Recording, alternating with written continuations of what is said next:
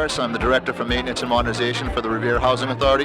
I'm here with Carlos Lopez, the Executive Director for the Revere Housing Authority, and Beth Rosa from City Hall, CDBG funding. Yeah.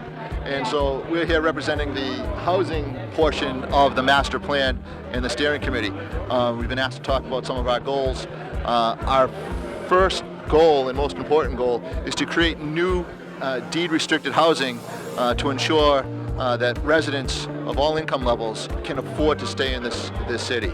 Another goal of ours, especially the Revere Housing Authority, is to work with the city to create more public housing to ensure that low-income residents have an opportunity to stay here as well. Another goal that we have is to strengthen and expand our existing affordable housing stock, so we want to make sure that the housing that has been here for a long time is sustainable.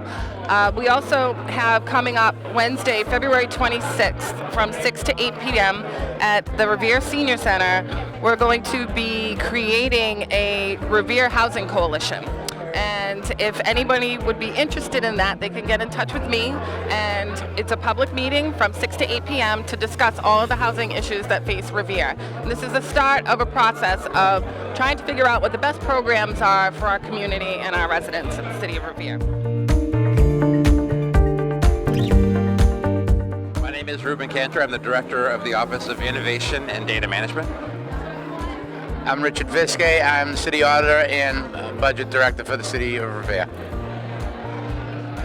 And we're here to talk about public facilities and public services. The next big step, really the thing that's in front of us, is a lot of big developments that we're doing. We have the McKinley School that we're working on. We have the new fire station at Point of Pines, the new DPW facility, and the DCR facility, all of which is a lot of big projects that are going to require some serious capital planning. And Rich could talk a little bit about that. And of course, the high school is on our future as well.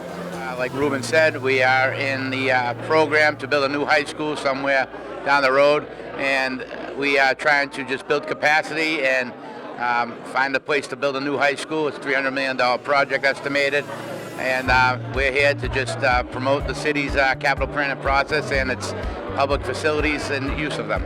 Upcoming is some new communication tools. We're really focused on thinking about new ways that we can communicate with residents and get feedback from residents so the city government can be more responsive to resident needs and be able to do a better job of letting them know, let folks know what we're up to and what's happening in the city. So those are some of the big things that are on our plate.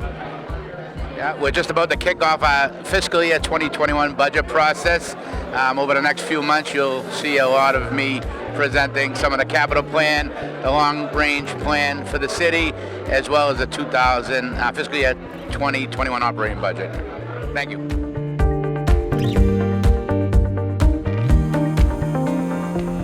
Wendy Millar-Page, and I'm a member of the Next Step Revere Steering Committee, and I am here today with the economic development information. Some of the goals of economic development are to improve the residents' employment opportunities through workforce development, of course, and by creating new programming and policies. We're looking to find what the jobs are that need to be filled and start creating the opportunities for people to get the education to have those jobs, as well as looking at some of the existing businesses and what they may need to take that next step up in keeping their business strong and healthy in the city.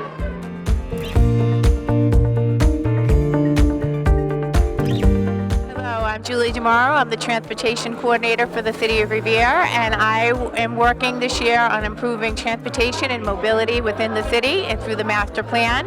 One of our biggest goals is to improve pedestrian safety and bike safety, as well as road safety on all of our roadways. We have some great projects coming up. We're going to be re-signalizing all of the lights on Broadway and putting in new equipment, as well as bringing all of our crossings into ADA compliance.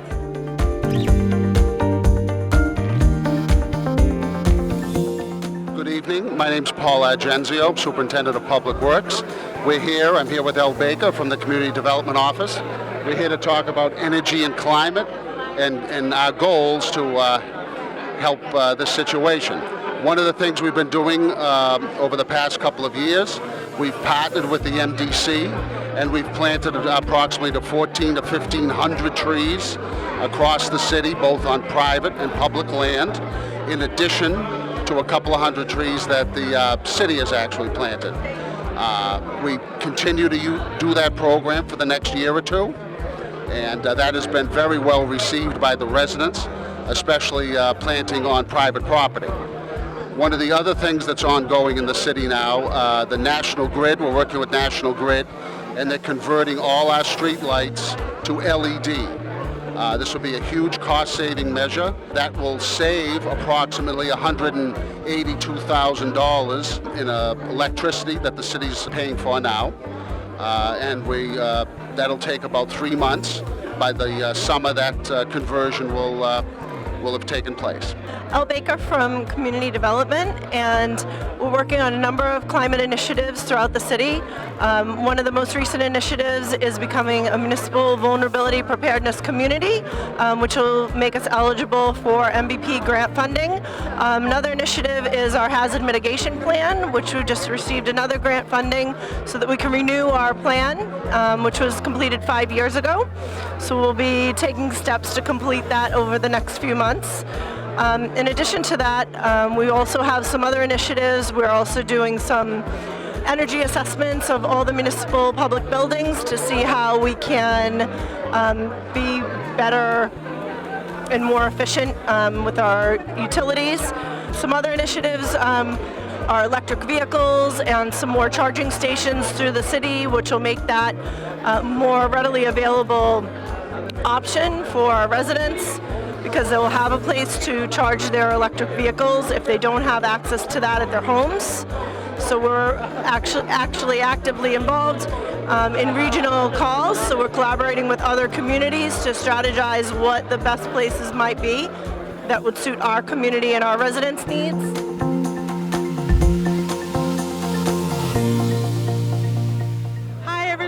My name is Dimple Rana. I'm the Director of Healthy Community Initiatives for the City of Revere.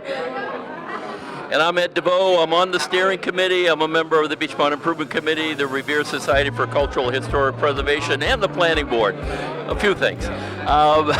We welcome you all here tonight. This is the goals that we have for cultural and historic goals and objectives that we have coming out of the mission plan. And I'm going to let Dimple take the first one. Go ahead. Well, we have 6 important goals here that we're trying to reach over the next several years, and one of the big ones that we're going to have to tackle in the next couple of years is increasing our resources to have more historic and cultural representation, and also expansion of all of these things here in the city, so that we can celebrate Revere's history and also be a destination for culture and entertainment.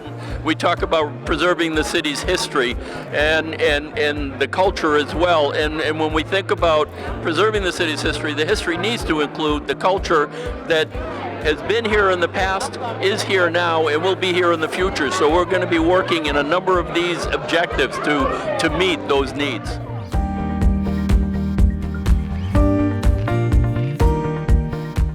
Hi, I'm Ralph DeChico. I'm with the Revere Commission on Disabilities. I'm also on the steering committee for the master plan. I'm here with any questions for any residents concerning the open space and recreation. One of our main goals is the implementation of the master plan concerning the open space and recreation plan. With the Mayor Regal's administration, a couple of our key points that we'd like to try and get done within the next few years is provide more recreation opportunities for people of all ages and all abilities within the city of Revere, and also develop a lot more programs for people of all abilities and all ages within the city of Revere. There is a lot of potential with the city of Revere for open spaces. As you know, we do have one of the greatest assets in Revere is the Revere Beach, and we need to try and get some more partnership with DCR and providing some more opportunities. So that's one of our main goals, trying to implement with the master plan for the open spaces for the city of Revere.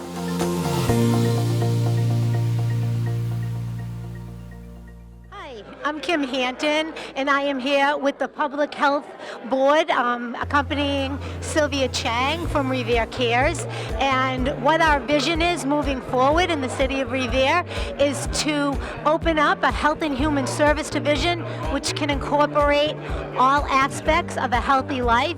We're hoping to approach it from a holistic point of view and encompass every quality of life that you can bring in. And Sylvia is a partner in this, and she can speak a little bit about the partnership that we hope to develop and grow. Thank you, Kim. So as Kim says, I'm Sylvia, Director of the Revere Cares Coalition, and together with the city and other community partners, we're definitely working on workforce development.